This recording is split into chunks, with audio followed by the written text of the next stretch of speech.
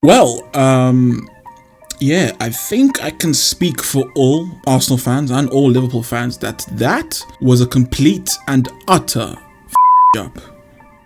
So normally in these reaction videos, these match reactions, I kind of write down what I want to talk about. But I'm just gonna go off the fly here because as an Arsenal fan, I kind of losing it.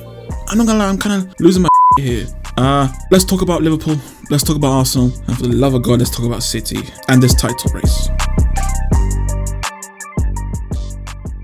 So we'll start with Liverpool losing at home to Crystal Palace. How did that happen? Well, the defense was bombarded.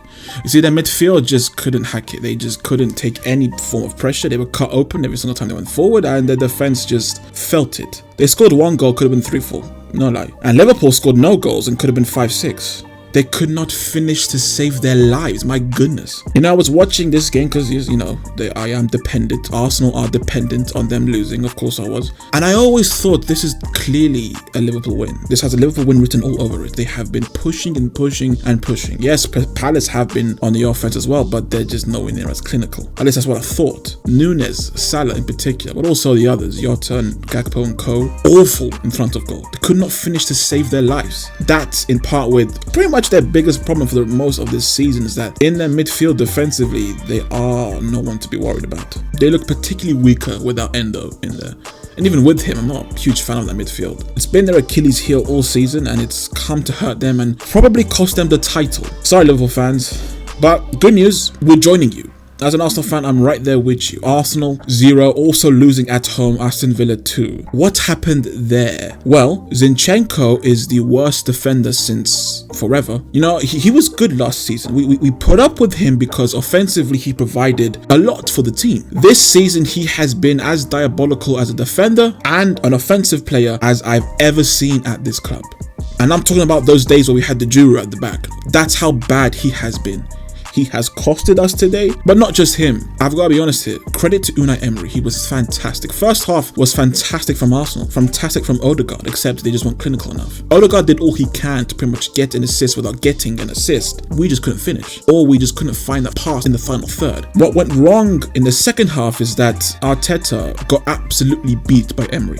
Credit to Emery. He took control of the game, particularly in the midfield, and Arteta could clearly see Declan Rice had he didn't have a bad game, but just maximum an average game.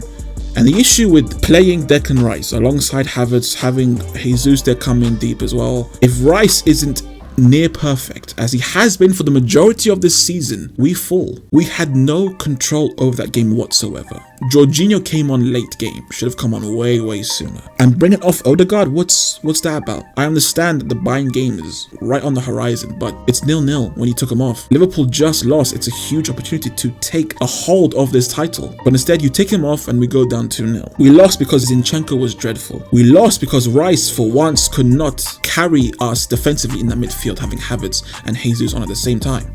We lost because Arteta was too late to make changes and was insistent on playing Jesus and Havertz at the same time, which hurts us, always has. In my opinion, his selection was wrong. Martinelli should have started today alongside Jorginho, and then later on you bring on players like Trossard, players like Jesus. If you do that, I think we win. I really do. Credit to Aston Villa, credit to Unai Emery, credit to Crystal Palace.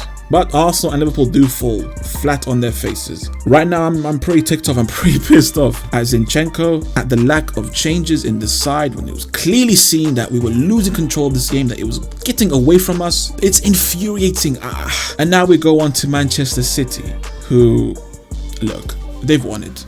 They must win this title now. I know, look at the table right here. I know it's only 2 points, but there are many reasons to go for this team. Number one, they are 2 points ahead. Number two, there's only 6 games left. Number three, the experience in this team. There's so many damn reasons. There's so many reasons. They have so much. They have the experience. They've done this 3 times in a row, and they will do it for a 4th. Number 4, look at their fixtures compared to the other 2, particularly Arsenal's fixtures. Look at these fixtures.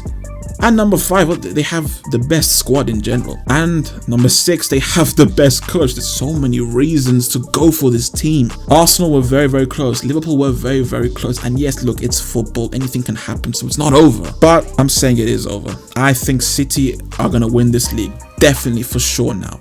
I've always thought City. In my previous videos talking about the title race, I've always said City will win it. And it pained me to say, as an Arsenal fan, it pained me to say, and it pains to live through it. It pains to be right.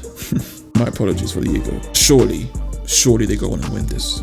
So yeah, that's the video. I'm gonna go and cry, but before I do that, have a great day. Hope you all enjoyed. If you like, please like the video. If you want to subscribe to the channel, there is a link on your screen right now. Also links to other videos on the channel. Have a great day, and take care of yourselves. I'm gonna stay off social media for like a year, and like I said, go ahead and cry. See ya.